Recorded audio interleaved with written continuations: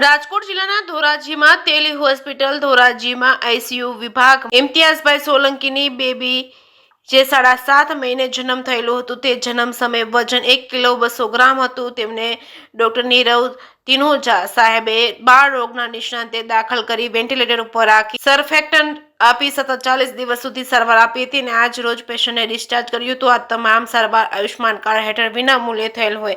અત્યાર સુધી અધૂરા મહિને જન્મેલા ઓછા વજનવાળા બાળકને સારવાર માટે રાજકોટ રેફર કરી દેવામાં આવ્યા હતા, પરંતુ હવે ત્યાં સારવાર તેલી હોસ્પિટલ ધોરાજીમાં ઇમ્તિયાઝભાઈ સોલંકી અને તેમની દીકરીને રજા આપતા પરિવારમાં ખુશીનો માહોલ જોવા મળ્યો છે. આ તકે તેલી હોસ્પિટલના ડોક્ટર તેમજ મેડિકલ ઓફિસર સ્ટાફનો ઇમ્તિયાઝભાઈ સોલંકી પરિવારે આભાર માન્યો હતો. જે કેસવી ગુજરાતી સાથે મતીન બાપુ, સૈયદ, ધોરાજી. હું ડૉક્ટર નીરવ દિનોજા ધોરાજી ખાતે બાળ રોગ નિષ્ણાંત તરીકે કામ કરું છું અને તેલી હોસ્પિટલમાં એનઆઈસીયુ ચલાવું છું. બેબી ઇમ્તિયાઝભાઈ સોલંકી કે જેનો જન્મ 7.5 મહિને થયેલો હતો. જન્મ વખતે વજન 1 કિલો ને 200 ગ્રામ હતું અને શ્વાસ લેવામાં બહુ તકલીફ હતી. એને અમે તારીખ 11/2ના રોજ તેલી હોસ્પિટલમાં એડમિટ કર્યું હતું અને વેન્ટિલેટર અને સરફેક્ટન્ટ થેરાપી આપેલા હતા.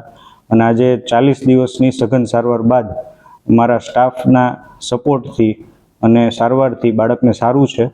અમે બાળકને આજે એના મમ્મી પપ્પાને સોંપેલું છે અને આ કમ્પ્લીટ ટ્રીટમેન્ટ PMJY યોજના હેઠળ અમોએ ફ્રીમાં કરેલી છે. અને ધોરાજી ખાતે બહુ રેરેસ્ટ કેસ કહેવાય કે આટલા નાના ગામમાં 1 કિલોનું બાળક સર્વાઈવ કરવું અને સક્સેસફુલી ડિસ્ચાર્જ કરવું, તેના માટે હું ઉપરવાળાનો આભારી છું. બાળકની પોઝિશન શું છે? અત્યારે બાળક સરસ છે, વજન પણ વધ્યું છે. આજે ડિસ્ચાર્જ આપતી વખતે એનું વજન 1 કિલો ને 600 ગ્રામ છે. સ્ટેબલ છે અને એના મમ્મીનું ધાવણ લે છે, એટલે અમે રજા કરેલી છે. એના રિપોર્ટ બી બધા નોર્મલ આવેલા છે.